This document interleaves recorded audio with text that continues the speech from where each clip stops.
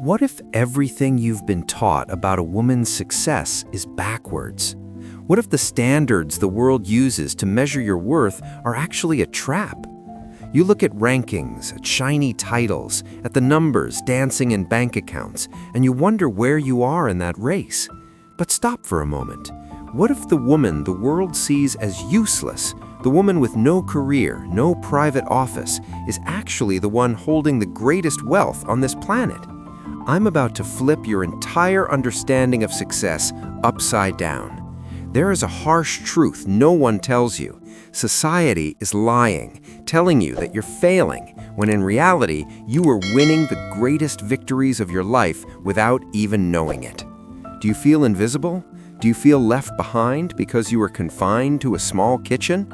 Don't believe those hollow scales, because the world's measure can never reach the values you create every day. You are winning big in the very moment you think you have nothing, and it all starts with a woman named Sarah. Sarah is a mother. She's 32 years old. Sarah has spent nearly 10 years of her life inside the four walls of this home, never left to pursue a brilliant career, never tried to escape the nameless chores, never raced for the things the world says matter.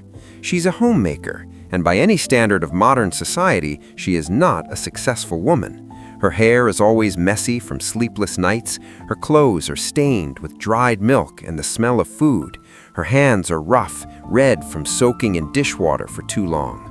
Unfinished bills lie scattered on the kitchen table next to unwashed dishes. The world looks at Sarah and says, there's a woman who gave up on herself. There's a woman with no voice. There's a woman who failed. Sarah scrolls through her phone every night after the kids are asleep, and she sees her old friends getting promoted. She sees them checking in at luxury hotels, wearing trendy office clothes, receiving shiny awards under spotlights. Then she looks back at her messy kitchen and feels a surge of bitterness. She feels like life has passed her by. 3,650 days of the same cycle, up before the sun, cleaning, cooking, changing diapers, soothing, laundry, and repeat. A 24-hour-a-day job, no salary, no title, no certificate, and absolutely no recognition from the outside world. She asks herself, who am I without these children? What have I done with my life? She looks in the mirror and sees a stranger with tired eyes looking back. One morning, standing among the scattered toys and nameless worries, Sarah stopped. She asked herself a question she never had time to think about. Have I actually helped anyone in this world? It was a weird question. She didn't plan to ask it, it just came. But once it came, she couldn't stop thinking about it. So Sarah began to count. She thought of her young son. Just a few years ago, he was a crying child, afraid of everything. But now, she sees him quietly walk up and hug her shoulders when he sees she's tired. She taught him empathy when the world out there only taught competition. She thought of her husband. Every day, he returns home with shoulders heavy from the pressure of the company, from the struggles to survive. He walks through that door, and he doesn't break. Why? Because Sarah's kitchen is always warm, because her arms are the only refuge that helps him heal the wounds the world inflicted. She is the one who kept him from losing his soul. She thought of her mother-in-law, a lonely woman living across town. Sarah is the only one who remembers her birthday, the only one who calls just to ask if she's okay, the only one who binds the fragments of a large family. She thought of the greatest contracts she ever signed, contracts with no paperwork, no lawyers, and no cash. It was the moment she taught her child how to stand up after falling on the playground. It was when she patiently explained kindness to her son when a friend treated him badly. She realized she had spent 10 years nurturing self-esteem for new human beings, building character for the next generation. She created value that no corporation could ever price. Sarah began to count on her rough fingers, and then she ran out of fingers to count. She stopped, she sat down on the kitchen floor and did something she hadn't done in a long time. She cried, not from sadness, but from shock, because she suddenly understood something that changed everything. She wasn't useless. She was wealthier than anyone she ever knew. She hadn't failed. She had succeeded in the only way that actually matters in this world. Let me show you a math that this world has never taught you. A completely different scale, a balance not for gold, but for eternal values. This world counts the balance in your bank account. The truth counts the number of souls you have touched. The world counts the number of followers on social media. The truth counts the number of times you patiently taught your child how to be a good person. Look at this contrast. A powerful businesswoman standing at the peak of her career with thousands of employees. She has money, she has power, but when she returns home, her children look at her like a stranger. A cold heart, a lonely soul in her own castle. She wins on paper, but loses in her own nest.